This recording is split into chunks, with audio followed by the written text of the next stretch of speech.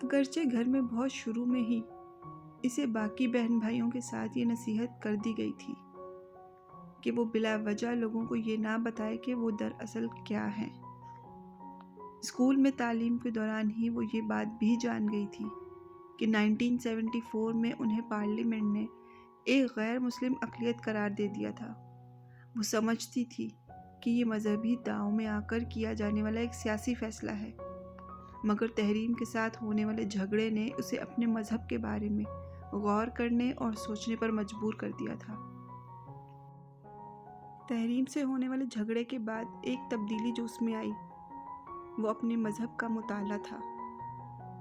تبلیغی مواد کے علاوہ، ان کتابوں کے علاوہ جنہیں اس مذہب کے ماننے والے مقدس سمجھتے تھے، اس نے اور بھی بہت سی کتابوں کا مطالعہ شروع کر دیا، اور بنیادی طور پر اسی زمانے میں اس کی الجھنوں کا آغاز ہوا۔ مگر کچھ عرصہ مطالعہ کے بعد اس نے ایک بار پھر ان الجھنوں اور اضطراب کو اپنے ذہن سے جھٹک دیا۔ میٹرک کے فوراً بعد اسجد سے اس کی منگنی ہو گئی۔ وہ اعظم مبین کا بیٹا تھا۔ یہ اگرچہ کوئی محبت کی منگنی نہیں تھی، مگر اس کے باوجود امامہ اور اسجد کی پسند اس رشتے کا باعث بنی تھی۔ نسبت طے ہونے کے بعد اسجد کے لیے امامہ کے دل میں خاص جگہ بن گئی تھی۔ اپنی پسند کے شخص سے نسبت کے بعد اس کا دوسرا ٹارگٹ میڈیکل میں ایڈمیشن تھا، اور اسے اس کے بارے میں زیادہ فکر نہیں تھی۔ وہ جانتی تھی کہ اس کے باپ کی پہنچ اتنی ہے کہ اگر وہ میرٹ پر نہ بھی ہوئی تب بھی وہ اسے میڈیکل میں داخلہ کروا سکتے ہیں۔ اگر یہ ممکن نہ ہوتا تو بھی وہ بیرون ملک جا کر میڈیکل کی تعلیم حاصل کر سکتی تھی۔ تم پچھلے کچھ دنوں سے بہت پریشان ہو، کوئی پرابلم ہے؟ وسیم نے اس رات امامہ سے پوچھا۔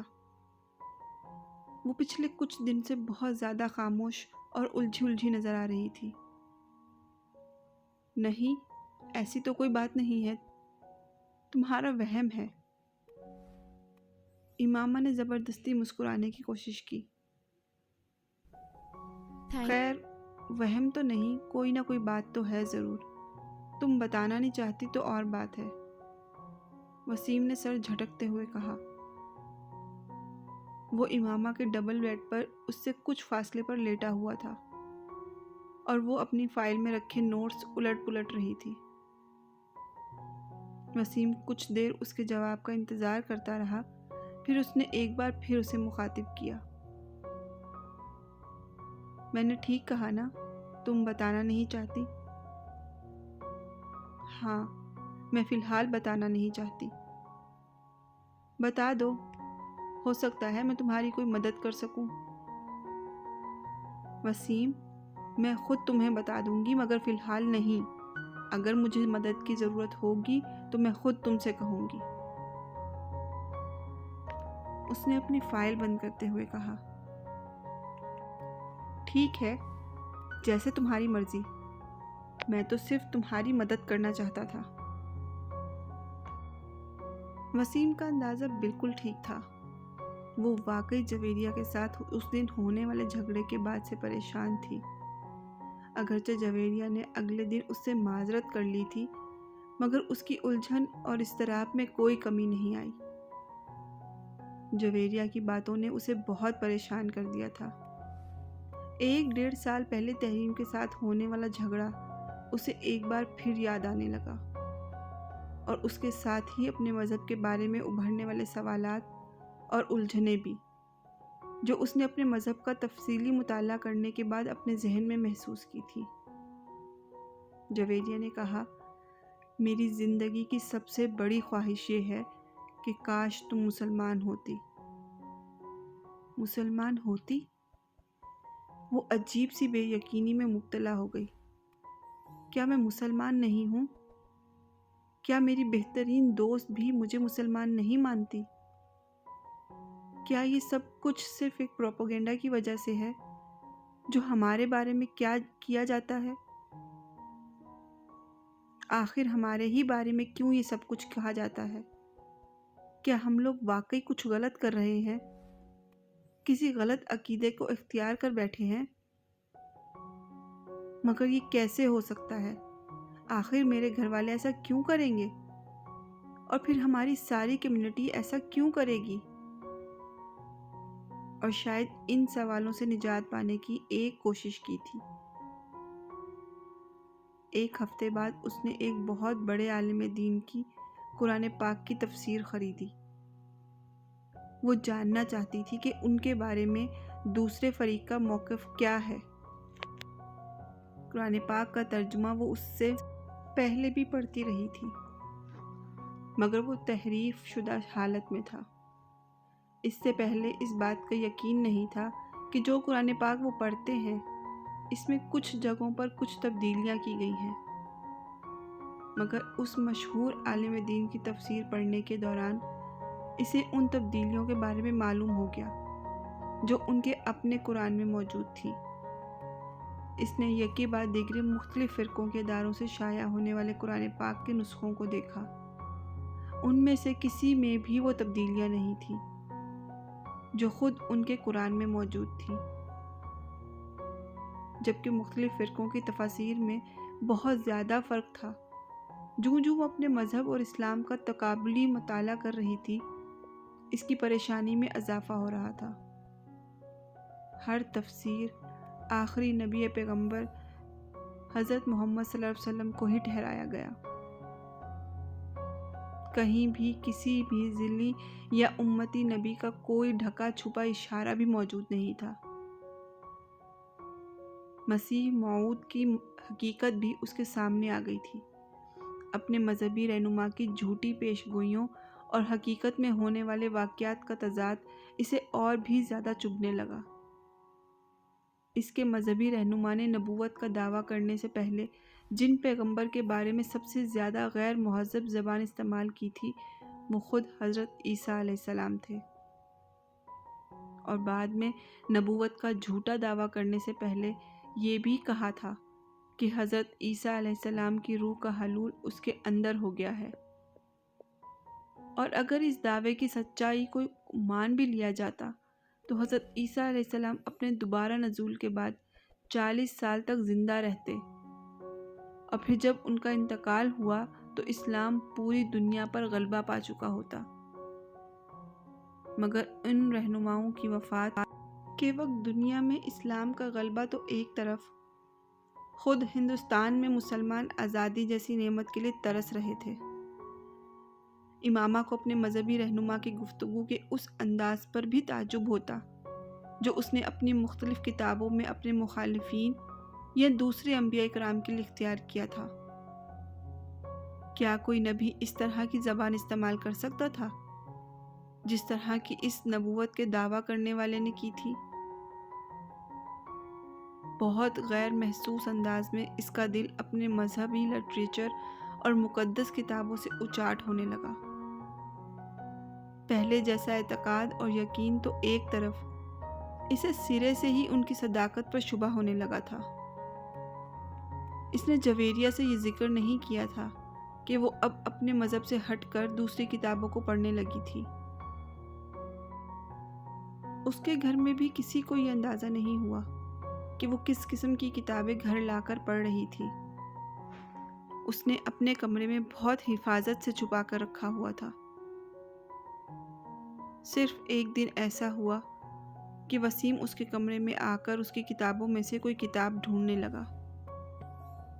وسیم کے ہاتھ سب سے پہلے قرآن پاک کی وہی تفسیر لگی تھی، اور وہ جیسے دم بخود رہ گیا۔ یہ کیا ہے امامہ؟ اس نے مڑ کر تعجب سے پوچھا۔ امامہ نے سر اٹھا کر اسے دیکھا اور دھک سے رہ گئی۔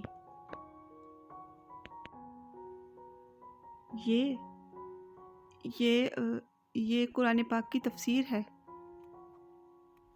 اس نے یکدم اپنی زبان میں ہونے والی لڑکھڑاہٹ پر قابو پاتے ہوئے کہا، میں جانتا ہوں، مگر یہ یہاں کیا کر رہی ہے؟ کیا تم اسے خرید کر لائی ہو؟ ہاں، میں اسے خرید کر لائی ہوں، مگر تم اتنا پریشان کیوں ہو رہے ہو؟ بابا کو پتہ چلے گا تو وہ کتنا غصہ کریں گے، تمہیں اندازہ ہے؟ ہاں مجھے اندازہ ہے، مگر مجھے یہ کوئی اتنی قابل اعتراض بات نظر نہیں آتی۔ آخر تمہیں اس کتاب کی ضرورت کیوں پڑی؟ کیونکہ میں جاننا چاہتی ہوں کہ دوسرے عقائد کے لوگ آخر قرآن پاک کی کیا تفسیر کر رہے ہیں، ہمارے بارے میں قرآن کے حوالے سے ان کا نقطہ نظر کیا ہے۔ امامہ نے سنجیدگی سے کہا، اور وسیم پلکیں جھپکائے بغیر اسے دیکھتا رہا۔ تمہارا دماغ ٹھیک ہے؟ میرا دماغ بالکل ٹھیک ہے۔ کیا برائی ہے اگر میں نے دوسرے مذاہب کے بارے میں جاننے اور ان کے قرآن پاک کی تفسیر پڑھنے کی کوشش کی ہے؟ ہمیں اس کی ضرورت نہیں ہے۔ تمہیں ضرورت نہیں ہوگی، مجھے ضرورت ہے۔ میں آنکھیں بند کر کے کسی بھی چیز پر یقین کی قائل نہیں ہوں۔ تو یہ تفسیر پڑھ کر تمہارے شبہات دور ہو گئے ہیں؟ پہلے مجھے اپنے اعتقاد کے بارے میں شبہ نہیں تھا، اب ہے۔ وسیم اس کی بات پر بھڑک اٹھا۔ دیکھا، اس طرح کی کتابیں پڑھنے سے یہی ہوتا ہے۔ میں اسی لیے تم سے کہہ رہا ہوں کہ تمہیں اس طرح کی کتابیں پڑھنے کی کوئی ضرورت نہیں۔ ہمارے لیے ہماری اپنی کتابیں کافی ہیں۔ میں نے اتنی تفاسیر دیکھی ہیں، قرآن پاک کے اتنے ترجمے دیکھے ہیں۔ حیرانی کی بات ہے وسیم، کہیں بھی ہمارے نبی کا ذکر نہیں ہے۔ ہر تفسیر میں احمد سے مراد محمد صلی اللہ علیہ وسلم کو ہی لیا گیا ہے، ہمارے نبی کو نہیں۔ اور اگر کہیں ہمارے نبی کا ذکر ہے تو نبوت کے ایک جھوٹے دعوے دار کے طور پر۔ یہ لوگ ہمارے بارے میں ایسی باتیں نہیں کریں گے تو اور کون کرے گا؟ ہمارے نبی کی نبوت کو مان لیں گے تو ہمارا اور ان کا تو اختلاف ہی ختم ہو جائے گا۔ یہ کبھی اپنی تفاسیر میں سچ نہیں شائع کریں گے۔ وسیم نے تلخی سے جواب دیا، اور جو ہماری تفسیر ہے، کیا ہم نے سچ لکھا ہے اس میں؟ کیا مطلب؟ ہمارے نبی دوسرے پیغمبروں کے بارے میں غلط زبان کیوں استعمال کرتے ہیں؟ وہ ان لوگوں کے بارے میں اپنی بات کرتے ہیں جو ان پر ایمان نہیں لائے۔ جو ایمان نہ لائے، کیا اسے گالیاں دینی چاہیے؟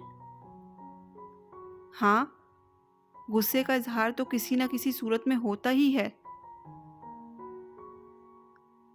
غصے کا اظہار ہے یا بے بسی؟ جب حضرت عیسیٰ علیہ السلام پر لوگ ایمان نہیں لائے تو انہوں نے لوگوں کو گالیاں تو نہیں دی۔ حضرت محمد صلی اللہ علیہ وسلم پر لوگ ایمان نہیں لائے تو انہوں نے بھی کسی کو گالیاں نہیں دی۔ محمد صلی اللہ علیہ وسلم نے تو ان لوگوں کے لیے بھی دعا کی جنہوں نے انہیں پتھر مارے۔ جو وہی قرآن پاک کی صورت میں حضرت محمد صلی اللہ علیہ وسلم پر نازل ہوئی ہے، اس میں کوئی گالی نہیں ملتی، اور جس مجموعے کو ہمارے نبی اپنے اوپر نازل شدہ صحیفہ کہتے ہیں، وہ گالیوں سے بھرا ہوا ہے۔ امامہ، ہر انسان کا مزاج دوسرے سے مختلف ہوتا ہے، ہر انسان الگ طرح سے ریئیکٹ کرتا ہے۔ وسیم نے تیزی سے کہا۔ امامہ نے قائل نہ ہونے والے انداز میں سر ہلایا۔ میں ہر انسان کی بات نہیں کر رہی ہوں، میں نبی کی بات کر رہی ہوں۔ جو شخص اپنے غصے پر قابو نہیں رکھ سکتا، وہ نبوت کا دعویٰ کیسے کر سکتا ہے؟ جس شخص کی زبان سے گالیاں نکلتی ہوں، اس کی زبان سے حق اور صداقت کی بات نکل سکتی ہے؟ وسیم، مجھے اپنے مذہب اور عقیدے کے بارے میں الجھن سی ہے۔ وہ ایک لمحے کے لیے رکی۔ میں نے اتنی تفاسیر میں اگر کسی امتی نبی کا ذکر پایا ہے تو وہ حضرت عیسیٰ علیہ السلام ہے، اور میں نہیں سمجھتی کہ ہمارے نبی حضرت عیسیٰ علیہ السلام یا مسیح موعود ہیں۔ نہیں، یہ وہ نہیں ہیں جن کے آنے کے بارے میں قرآن پاک میں ذکر ہے۔ اس بار اس نے اپنے الفاظ کی خود بخود ہی تردید کی۔ تم اپنی بکواس بند کر لو تو بہتر ہے۔ کافی فضول باتیں کر چکی ہو تم۔ فضول باتیں؟ امامہ نے بے یقینی سے اسے دیکھا۔ تم کہہ رہے ہو میں فضول باتیں کر رہی ہوں؟ مسجد اقصی اگر ہمارے شہر میں ہے تو پھر جو اتنے سینکڑوں سالوں سے فلسطین میں مسجد اقصی ہے وہ کیا ہے؟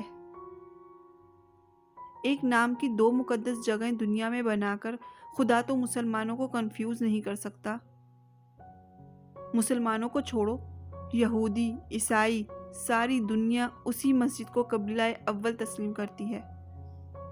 اگر کوئی نہیں کرتا تو ہم نہیں کرتے۔ یہ عجیب بات نہیں ہے؟ امامہ، میں ان معاملات پر تم سے بحث نہیں کر سکتا۔ بہتر ہے تم اس مسئلے کو بابا سے ڈسکس کرو۔ ویسے تم غلطی کر رہی ہو اس طرح کی فضول بحث شروع کر کے۔ میں بابا کو تمہاری یہ ساری باتیں بتا دوں گا، اور یہ بھی کہ تم آج کل کیا پڑھ رہی ہو۔ وسیم نے جاتے جاتے دھمکانے والے انداز میں کہا۔ وہ کچھ سوچ کر الجھے ہوئے انداز میں اپنے ہونٹ کاٹنے لگی۔ وسیم کچھ دیر ناراضگی کا اظہار کر کے کمرے سے باہر چلا گیا اور وہ کمرے میں ٹہلنے لگی۔ وہ ہاشم مبین سے ڈرتی تھی اور جانتی تھی کہ وسیم ان سے اس بات کا ذکر ضرور کرے گا۔ وہ ان کے رد عمل سے خوف زدہ تھی۔ وسیم نے ہاشم مبین کو امامہ کے ساتھ ہونے والی بحث کے بارے میں بتا دیا، مگر اس نے بہت سی ایسی باتوں کو سینسر کر دیا جس پر ہاشم مبین کے بھڑک اٹھنے کا امکان تھا۔ اس کے باوجود ہاشم مبین دم بخود رہ گئے، یوں جیسے انہیں سانپ سونگھ گیا ہو۔ یہ سب تم سے امامہ نے کہا ہے؟ ایک لمبی خاموشی کے بعد انہوں نے وسیم سے پوچھا، اور اس نے اس بات میں سر ہلا دیا۔ اسے بلا کر لاؤ۔ وسیم کچھ جھجکتے ہوئے ان کے کمرے سے نکل گیا۔ امامہ کو خود بلا کر لانے کی بجائے اس نے ملازم کے ہاتھ پیغام بھجوا دیا اور خود اپنے کمرے میں چلا گیا۔ وہ امامہ اور ہاشم مبین کی گفتگو کے دوران موجود رہنا نہیں چاہتا تھا۔ ہاشم مبین کے کمرے کے دروازے پر دستک دے کر وہ اندر داخل ہوئی تو اس وقت ہاشم اور ان کی بیگم بالکل خاموش بیٹھے تھے۔ ہاشم مبین نے اسے جن نظروں سے دیکھا تھا اس نے اس کے جسم کی لرزش میں کچھ اور اضافہ کر دیا۔